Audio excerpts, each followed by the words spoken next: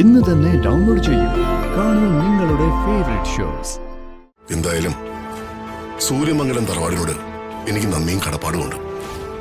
അതൊരിക്കലും ഞാൻ മറക്കില്ല, നന്ദിയോട് കാണിക്കത്തുമില്ല.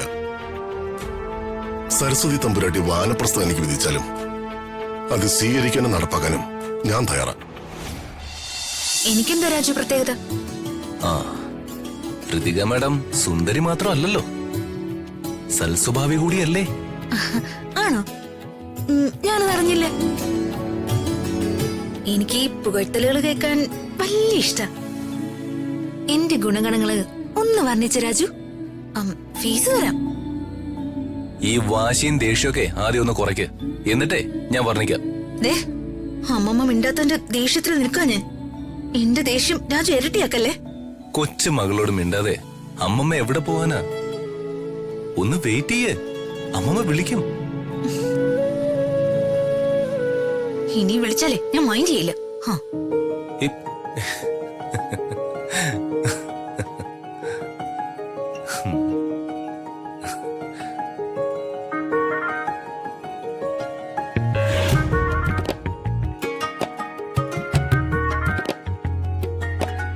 എന്നാണ് പ്രോഗ്രാം?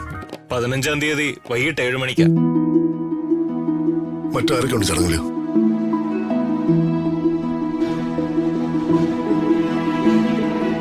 ഒന്ന് രണ്ട് സിനിമാ താരങ്ങളുണ്ട്, കൂടാതെ MLA ജയദേവ സാറും ഉണ്ട്. സാറിന് ഉദ്ഘാടനമല്ലേ, അത് കഴിഞ്ഞ സാറിന് പോവാം. 5-ാം തീയതി രാത്രി 8:30 മണിക്ക് എനിക്ക് മറ്റൊരു പ്രോഗ്രാം കൂടിയുണ്ട്, അതുകൊണ്ട് ചോദിച്ചതാ. ഞാൻ വരാം. സമ്മേളനം കൃത്യം 7 മണിക്ക് തന്നെ തുടങ്ങണം. ആ ഒരു കാര്യം മാത്രമേ എനിക്ക് നിങ്ങളോട് പറയാനുള്ളൂ. കൃത്യം 7 തന്നെ തുടങ്ങിയിരിക്കും സാർ. ആയിക്കോട്ടെ. നിങ്ങൾ നേരെ സെക്രട്ടറിയായിട്ടുള്ള എന്റെ ഓഫീസിലേക്ക് പോകണം.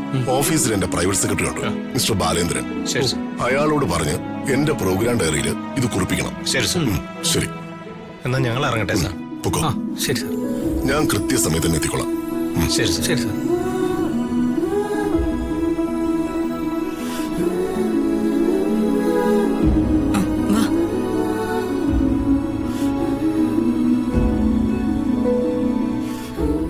ഏട്ടാ,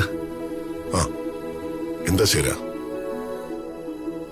എന്തോ പറയാനുള്ളത് പോലെ. എന്താ യാമി? ഞങ്ങൾക്ക് തോന്നിയൊരു സംശയം ഷെയർ ചെയ്യാന് ഞങ്ങൾ ഏട്ടന്റെ മുന്നിലേക്ക് വന്നത്. അല്ല, തികച്ചും അപ്രതീക്ഷിതമായിട്ട് സൂര്യമംഗലത്ത് നിന്ന് അമ്മയുടെ ഈ വരവ്. അതിന് അമ്മ സൂര്യമംഗലം കൊട്ടാരത്തിൽ നിന്നല്ലോ വന്നത്, കൽക്കട്ടയിൽ നിന്നല്ലേ വന്നത്. അതെ, എന്നാലും ഏട്ടാ, ഓർക്കാപ്പുറത്തുള്ള ഈ വരവിന്റെ ഉദ്ദേശം എന്താ? അത് നിങ്ങളെ പോലെ എനിക്കൊരു പിടുത്തമില്ല. അമ്മ വന്നപ്പോ മുതല് ഞാനും അതേക്കുറിച്ച് തന്നെ ആലോചന. എന്തായാലും തക്കതായ ഒരു കാരണമില്ലാതെ അമ്മ ഇവിടേക്ക് വരില്ല. ശരിയാ, അമ്മയുടെ വരവിനൊരു ഉദ്ദേശമുണ്ട്. ആ ഉദ്ദേശം എന്താണെന്ന് നമുക്ക് ചോദിക്കാനാവില്ലല്ലോ, അത് അമ്മ തന്നെ പറയണം. ഏട്ടനും ഏട്ടത്തിയും തമ്മിലുള്ള പ്രശ്നങ്ങളെ പറ്റി എന്താ യാമിനി പറയുന്നേ? അതൊക്കെ കഴിഞ്ഞിട്ട് കാലങ്ങളായില്ലേ? ഇതുവരെ ചോദിക്കാത്ത കാര്യങ്ങളൊക്കെ ഇനി ഇപ്പോഴാണോ ചോദിക്കുന്നത്? ഞങ്ങൾ തമ്മിൽ അകന്നുപോയ കാര്യങ്ങളൊക്കെ അമ്മ എന്നേ അറിഞ്ഞിരിക്കും. പക്ഷേ ഏട്ടത്തിയുടെ അമ്മയല്ലേ ഏട്ടാ അവര്. അതിന് നീ എന്താ പറയാൻ ഉദ്ദേശിക്കുന്നത്? അല്ല, എടിപിടി എന്നുള്ള ഈ വരവും വല്ലാത്ത മൗനവും കണ്ടിട്ട് മോളോട് പോലും ശരിക്കൊന്നും മിണ്ടിയതുമില്ല. എനിക്കെന്തോ വല്ലാത്തൊരു പേടി തോന്നുക ഏട്ടാ. ഒരു കാര്യം സത്യം, ഒരു കൊടുങ്കാറ്റിന് മുമ്പുള്ള ശാന്തത അവരുടെ മുഖത്ത് കാണാം. എന്തായാലും നേരിട്ടല്ലേ പറ്റൂ. എന്റെ ഭാഗത്ത് ഒരു തെറ്റ് ആർക്കും കണ്ടെത്താൻ പറ്റാത്തിടത്തോളം കാലം ഞാൻ എന്തിനാ പേടിക്കുന്നത്? അതല്ല ഏട്ടാ, ചില കാര്യങ്ങളില് തോറ്റുപോയ ഒരാളല്ലേ ഏട്ടൻ. തോറ്റവരാരും ജയിക്കാൻ അറിയാൻ പാടില്ലാത്തവരല്ല യാമിനി, ചതിക്കാൻ അറിയാൻ പാടില്ലാത്തവരാണ്. എനിക്ക് ദൈവം സൗഭാഗ്യങ്ങൾ വാരിക്കോരി തന്നു, അതും സമൃദ്ധമായി തന്നു. ഇതൊന്നും ഞാൻ ആരെയും ചതിച്ചുണ്ടാക്കിയതല്ല. അതുകൊണ്ട് തന്നെ എനിക്ക് നെഞ്ചു നിവർന്നെന്ന് ആരുടെ മുഖത്ത് നോക്കി സംസാരിക്കാൻ പറ്റും? ഇനി ഏട്ടത്തിയുടെ അറിവോടെയാണോ ഏട്ടാ അമ്മ ഇവിടേക്ക് വന്നിരിക്കുന്നത്? ഏയ്, അങ്ങനെ അവൻ ഒരിക്കലും ഒരു സാധ്യതയില്ല. പണ്ട് മുതൽക്ക് തന്നെ അമ്മയും മോളും നല്ല ടേംസിലല്ലോ. അല്ല, ഇനി അങ്ങനെ ആണെങ്കിൽ തന്നെ അങ്ങനെ ആവട്ടെ. എന്തിനും ഏതിനൊരു അവസാനം വേണ്ടേ? അല്ല, ഈ കുടുംബത്തിന്റെയും ഏട്ടന്റെയും സമാധാനം പോവല്ലോന്ന് ഓർത്താ എന്റെ പേടി. അല്ലെങ്കിൽ തന്നെ എന്റെ മനസ്സമാധാനം നഷ്ടപ്പെട്ടിട്ട് നാളെ ഏറെയായി അമ്മി. അതുപോട്ടെ, അമ്മയുടെ രക്ഷ എന്തോ ആയിക്കോട്ടെ, നിങ്ങൾ പേടിക്കരുത്. എന്തായാലും സൂര്യമംഗലം തറവാടിനോട് എനിക്ക് നന്ദിയും കടപ്പാടുമുണ്ട്. അതൊരിക്കലും ഞാൻ മറക്കില്ല, നന്ദിയോട് കാണിക്കത്തുമില്ല. സരസ്വതി തമ്പുരാട്ടി വാനപ്രസ്ഥം എനിക്ക് വിധിച്ചാലും അത് സ്വീകരിക്കാനും നടപ്പാക്കാനും ഞാൻ തയ്യാറാ.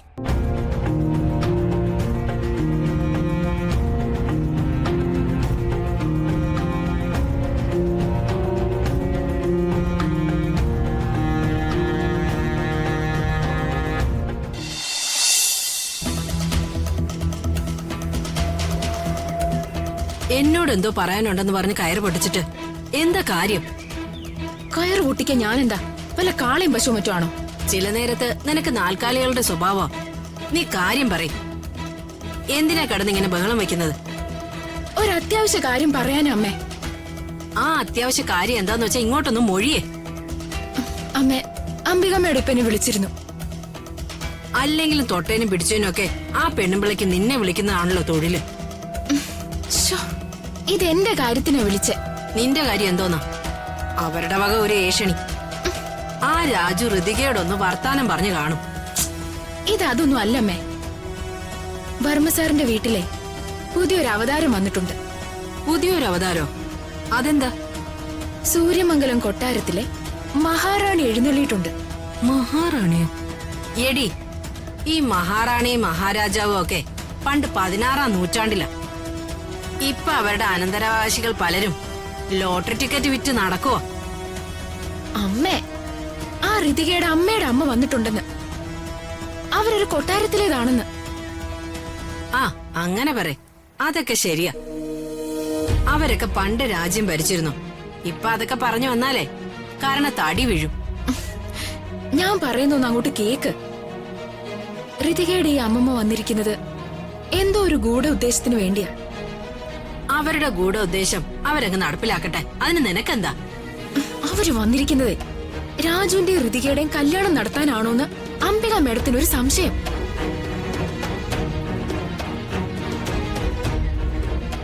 അകലേ